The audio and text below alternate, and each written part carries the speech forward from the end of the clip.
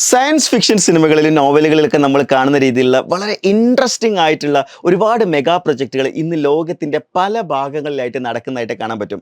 അത്തരത്തിൽ വളരെ ഇൻട്രസ്റ്റിംഗ് ആയിട്ടുള്ള ഒരു പ്രൊജക്റ്റിനെ കുറിച്ചാണ് നമ്മൾ ഇന്നത്തെ വീഡിയോയിൽ ഡിസ്കസ് ചെയ്യാൻ പോകുന്നത്. സൗദി അറേബ്യയിൽ നടന്നുകൊണ്ടിരിക്കുന്ന ദ ലൈൻ എന്ന് പറയുന്ന പ്രൊജക്റ്റ്.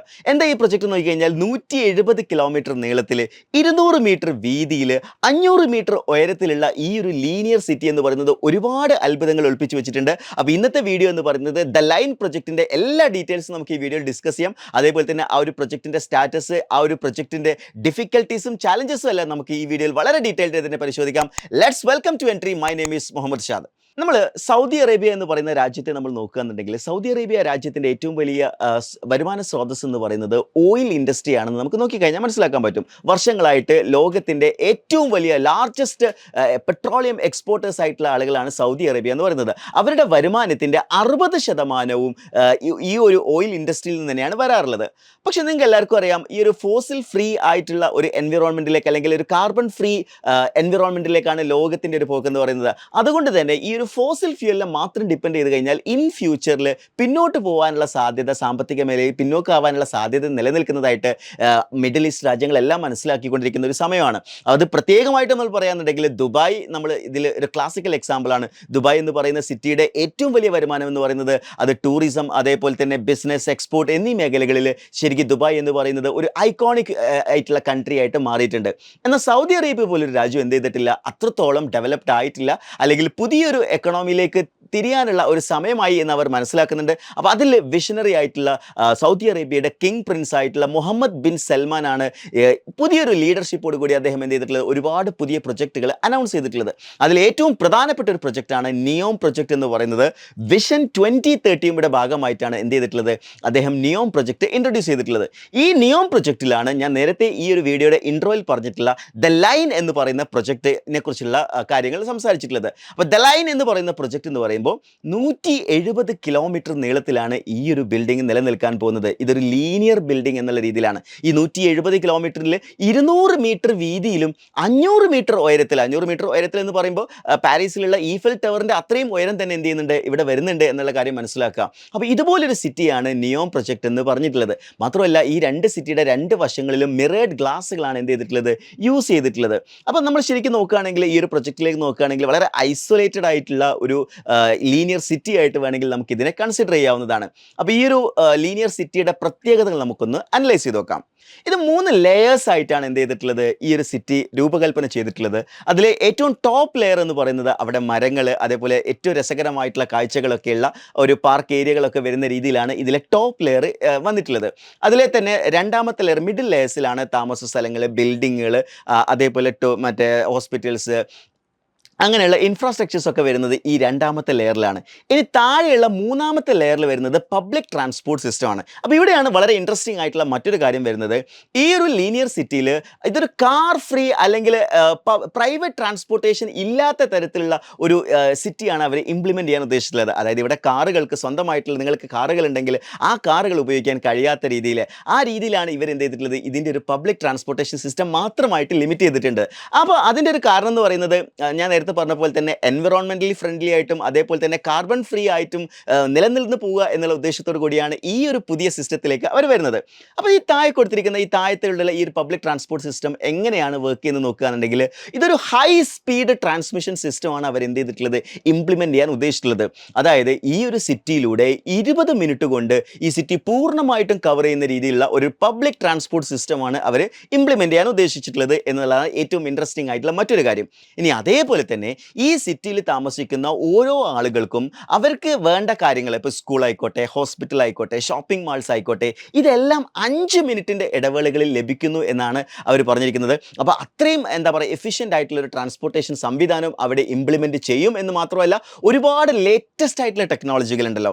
ഇപ്പോൾ നമ്മൾ നോക്കുകയാണെന്നുണ്ടെങ്കിൽ ആർട്ടിഫിഷ്യൽ ഇൻ്റലിജൻസ്, അതേപോലെ തന്നെ IoT, ബിഗ് ഡേറ്റ തുടങ്ങിയ എല്ലാവിധ അഡ്വാൻസ്ഡ് ആയിട്ടുള്ള ലേറ്റസ്റ്റ് ടെക്നോളജിയും ഈ ഒരു ലീനിയർ സിറ്റിയിൽ എന്ത് ചെയ്യുന്നുണ്ടാവും, അവർ ഷോക്കേസ് ചെയ്യുന്നുണ്ടാവും എന്നുള്ള കാര്യവും കൃത്യമായിട്ട് പറഞ്ഞിട്ടുണ്ട്.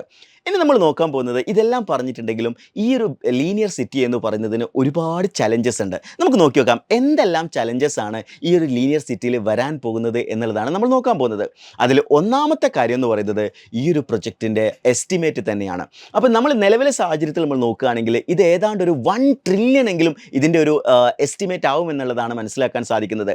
അപ്പോൾ ആ ഒരു 1 ട്രില്യൺ ഡോളർ എന്ന് പറയുന്ന സമയത്ത് അത് എത്രത്തോളം വലിയൊരു എന്താ പറയുക ഒരു ഡിഫിക്കൽട്ടി ആണ് എന്നുള്ള കാര്യം നിങ്ങൾക്ക് മനസ്സിലായിട്ടുണ്ടാവും. തീർച്ചയായിട്ടും വിവിധ രാജ്യങ്ങളുടെ ഇൻവെസ്റ്റ്മെൻറ്റും കാര്യങ്ങളൊക്കെ വന്നെങ്കിൽ മാത്രമേ എന്ത് ചെയ്യാൻ പറ്റുള്ളൂ, സൗദി അറേബ്യ പോലൊരു രാജ്യത്ത് ഇത്രയും ബിഗ്ഗസ്റ്റ് ആയിട്ടുള്ള ഒരു ലീനിയർ സിറ്റി ഡെവലപ്പ് ചെയ്യുക എന്ന് പറയുന്ന അവരുടെ ഒരു ഡ്രീം അച്ചീവ് ചെയ്യാൻ പറ്റുള്ളൂ. സോ ഒന്നാമത്തെ പ്രശ്നം എന്ന് പറയുന്നത് ഇത് തന്നെയാണ്, ഇതിൽ വരുന്ന ഇൻവെസ്റ്റ്മെൻറ്റ് തന്നെയാണ്.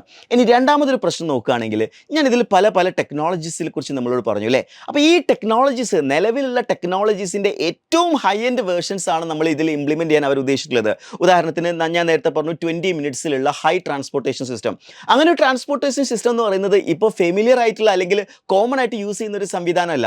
അപ്പോൾ അത് ലേറ്റസ്റ്റ് ആയിട്ടുള്ള ഒരു ടെക്നോളജിയാണ്. അപ്പോൾ അതിൻ്റെ ഹൈപ്പർ ലൂപ്പ് പോലുള്ള പല സംവിധാനങ്ങൾ ഇപ്പോൾ നിലവിൽ എന്ത് ചെയ്തിട്ടുണ്ട്, വന്നുകൊണ്ടിരിക്കുകയാണ്. പക്ഷേ അതൊക്കെ എന്താണ്, അതിൻ്റെ ഇനീഷ്യൽ സ്റ്റേജിലാണ്, അതിൻ്റെ ഒരു ഫൈനൽ ഇംപ്ലിമെൻറ്റേഷൻ സ്റ്റേജിലേക്ക് എത്തിയിട്ടില്ല എന്ന കാര്യം മനസ്സിലാക്കുക. അങ്ങനെ ഓരോ കാര്യത്തിലും അതുപോലെ തന്നെ ഇതിൻ്റെ ഒരു കൺസ്ട്രക്ഷൻ മേഖല നമ്മൾ നോക്കുകയാണെന്നുണ്ടെങ്കിൽ ഇതിനാവശ്യമായിട്ട് വരുന്ന കോൺക്രീറ്റ്, അതേപോലെ തന്നെ സ്റ്റീൽ സ്ട്രക്ചർ, ഗ്ലാസ് സ്ട്രക്ചർ, ഇതെല്ലാം എന്താണ് ഇപ്പോൾ നിലവിലെ സാഹചര്യത്തിൽ അതിൻ്റെ റിസോഴ്സസ് കണ്ടെത്തുക എന്ന് പറയുന്നത് വളരെ ഇമ്പോർട്ടൻ്റ് ആയിട്ടുള്ള ഒരു കാര്യമാണ്.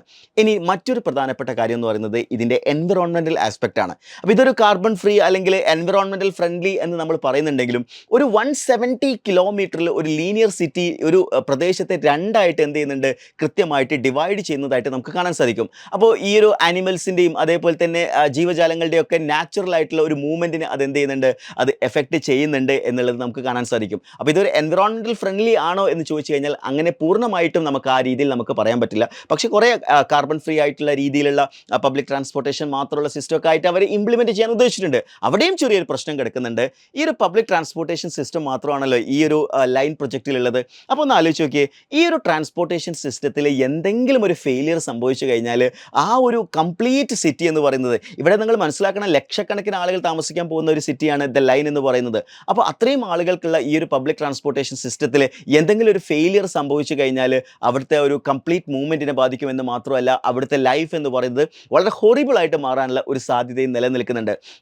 സോ അത്തരത്തിലുള്ള ഒരുപാട് ചാലഞ്ചസും ഡിഫിക്കൽട്ടീസും ഇവിടെ എന്ത് ചെയ്തിട്ടുണ്ട്, വന്നിരിക്കുന്നതായിട്ട് നമുക്ക് കാണാൻ സാധിക്കുന്നുണ്ട്. പക്ഷേ എന്നിരുന്നാലും വളരെ വിഷനറി ആയിട്ടുള്ള ഒരു ലീഡർ തന്നെയാണ് മുഹമ്മദ് ബിൻ സൽമാൻ എന്ന് പറയുന്ന സൗദിയുടെ ക്രൗൺ പ്രിൻസ്. അപ്പോൾ അദ്ദേഹത്തിൻ്റെ ആ ഒരു ലീഡർഷിപ്പിൽ ഒരുപക്ഷെ അദ്ദേഹത്തിൻ്റെ ഇന്നോവേറ്റീവ് ആയിട്ടുള്ള ടീമിനോടൊപ്പം ഒരുപക്ഷെ ഇത് ഇംപ്ലിമെൻറ്റ് ചെയ്യും എന്ന് തന്നെ നമുക്ക് പ്രതീക്ഷിക്കാം.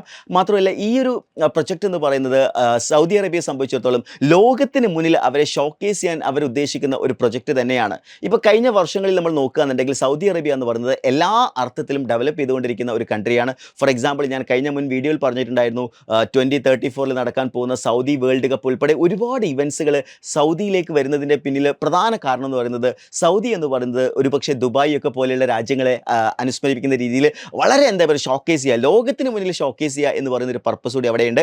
സോ അതിൽ ദ ലൈൻ എന്ന് പറയുന്ന പ്രൊജക്റ്റ് എന്ന് പറയുന്നത് അവരുടെ യുണീക്ക് ആയിട്ടുള്ള ഒരു ഐഡൻറ്റിറ്റി ആയിട്ട് മാറും. അപ്പോൾ ഈ ഒരു പ്രൊജക്റ്റ് സക്സസ്ഫുൾ ആവുകയാണെങ്കിൽ ലോകത്തിൻ്റെ വിവിധ ഭാഗങ്ങളിൽ ഇതേപോലുള്ള ഇൻഫ്രാസ്ട്രക്ചർ ഡെവലപ്മെൻറ്റുകൾ നടക്കാനുള്ള ഒരു സാധ്യതയും അവിടെ നിലനിൽക്കുന്നുണ്ട്. അപ്പോൾ ഈ ഒരു ഇന്നോവേറ്റീവ് പ്രൊജക്റ്റിനെ കുറിച്ച് നിങ്ങളുടെ അഭിപ്രായം എന്താണെന്നുള്ളത് വീഡിയോൻ്റെ താഴെ നിന്ന് കമൻറ്റ് ചെയ്യുക. ഇത്തരമൊരു സിറ്റിയിൽ നിങ്ങൾ താമസിക്കാൻ ആഗ്രഹിക്കുന്നുണ്ടോ, അല്ലെങ്കിൽ ഇത് ഇന്ത്യയിൽ വരികയാണെങ്കിൽ, അല്ലെങ്കിൽ നിങ്ങളുടെ ഇതുമായി ബന്ധപ്പെട്ടിട്ടുള്ള ഈ ഒരു പ്രൊജക്റ്റുമായി ബന്ധപ്പെട്ടിട്ടുള്ള ആശങ്കകളും അതേപോലെ തന്നെ ഐഡിയാസുകളൊക്കെ നിങ്ങൾ വീഡിയോയുടെ താഴെ കമൻറ്റ് ചെയ്ത് കഴിഞ്ഞാൽ നമുക്ക് അതുമായി കൂടുതൽ കാര്യങ്ങൾ ഇൻറ്ററാക്ട് ചെയ്യാൻ പറ്റും.